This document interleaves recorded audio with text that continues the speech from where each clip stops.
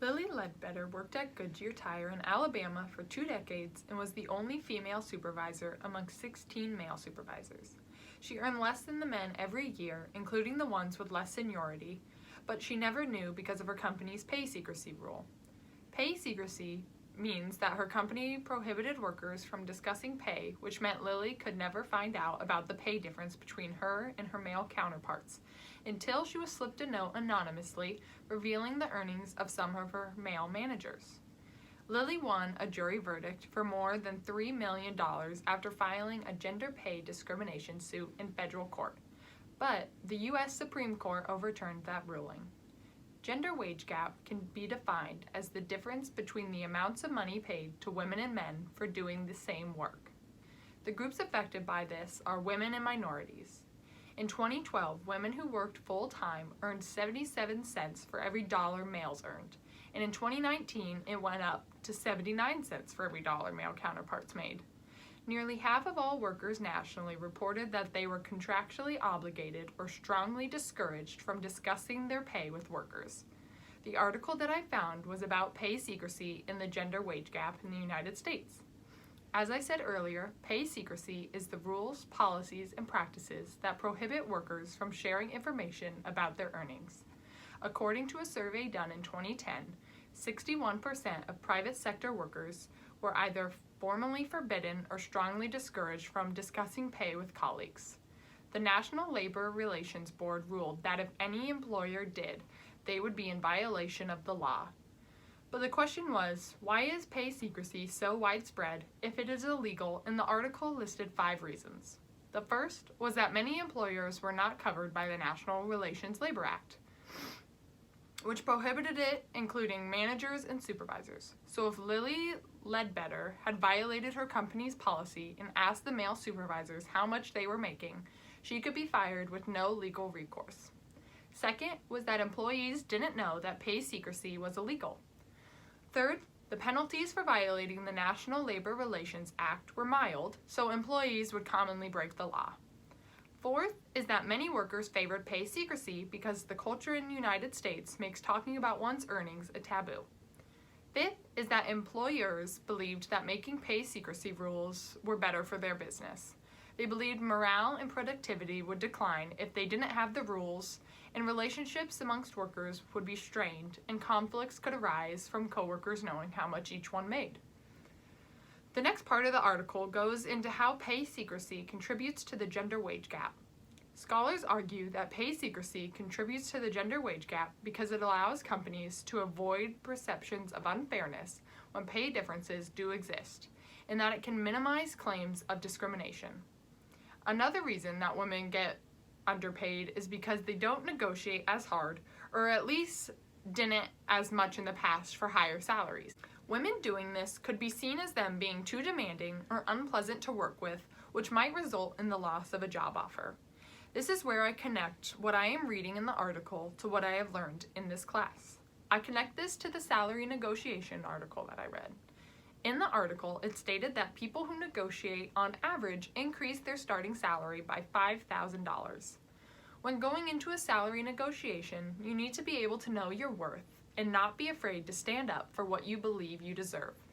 Women need to walk in with confidence, be kind but firm, and not be afraid to counter an offer because they know they deserve more.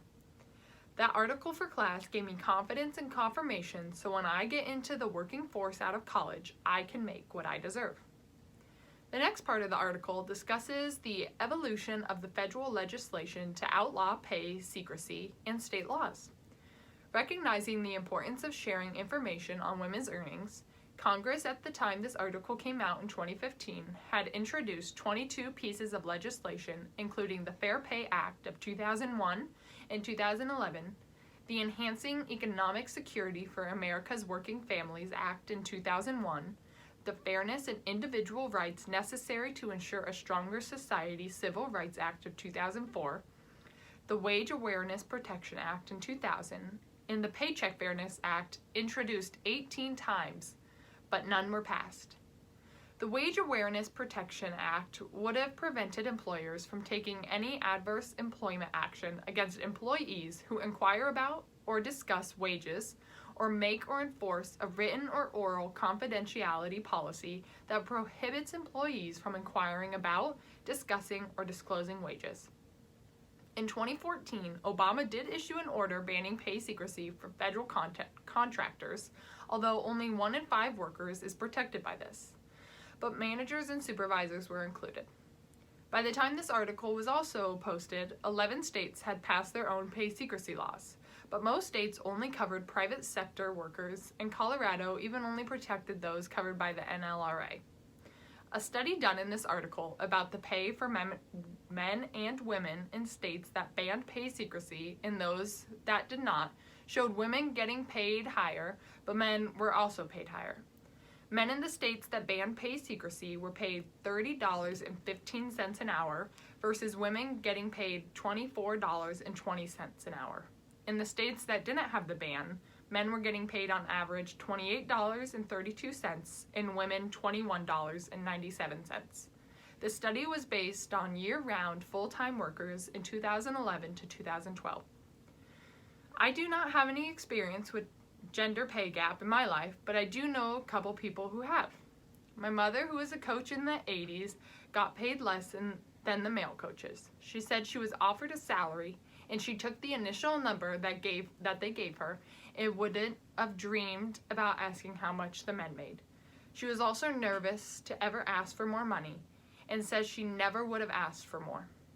I have a friend who worked at an after-school program and they weren't allowed to talk about their pay there, but she learned how much her male counterpart made, and it was $1.50 more than her an hour.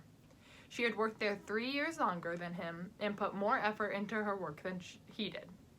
In her exit email, she stated that she did not think this was fair and she was disappointed to learn that they would do that.